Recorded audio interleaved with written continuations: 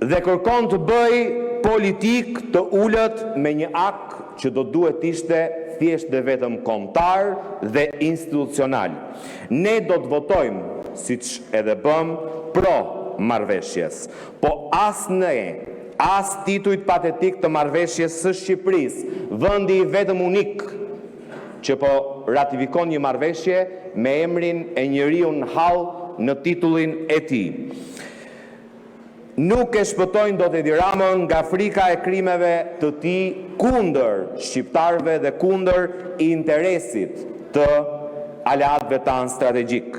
Edi Rama sot po tregon thjesht dhe vetëm se është në një hall të madh, sa ko përdor një iniciativë globale të presidentit të Shtetit Bashkuar të Amerikës që kërkon pjesëmarrjen e shtetit shqiptar në një organizëm tashmë të themeluar pas nënshkrimit nga 22 vende themeluese për paqen, për të shënuar emrin e tij në të si kurkush tjetër në botë. Në fakt e vërteta është që nuk e ka përzgjedhur presidenti Trump, po e ka përzgjedhur ushtari i tij Bajram Begaj.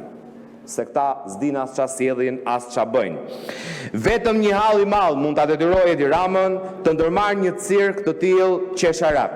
Vendosja e Edi Ramës në titullin e ligjit nuk ja heq emrin as nga dosjet e zeza brenda dhe jashtë vendit. Me apo pa emrin në marrëveshje, Edi Rama vazhdon të jetë kryeministri në videot inkriminuese të Ergys Agasit. Do vazhdoj të jetë kryeministri që urdhëron tendrat palishëm korruptiv të Belinda Ballukut. Do të vazhdoj të jetë kryeministri që korruptoi shefin e kundërzbulimit të FBI-t dhe do të vazhdoj të jetë kryeministri që është peng bashkëpunëtor i karteleve drogës.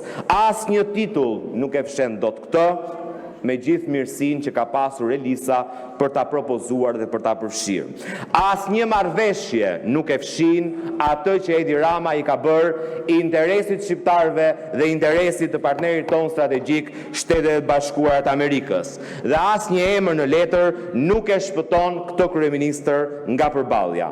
Dhe meqense e do patjetër emrin në titull, Elisa e bëri nderin me gjasa do ja bëni dhe ju, sepse mendon se do të shpëtojë nga hallet e mëdha, kryeministri mund ta zgjerojë akoma dhe më shumë titullin e projektligjit. Me logjikën e tij të halleve të mëdha, le të shënoj aty edhe emrin e Ergys Agasit Kravetes dhe në krahun tjetër emrin e Belinda Ballukut. Ju mund ta rehatoni Edi Ramën duke i vënë emrin në marrëveshje, po ai e di mirë se nuk ka as rehati, as lavdi për hajdutët, për ata që kanë vjedhur dhe zhvatur shqiptarët pa mëshirë, për ata që presin në zyrë, që bashkëpunojnë dhe qeverisin me kartelet e drogës. Faleminderit, kryetar.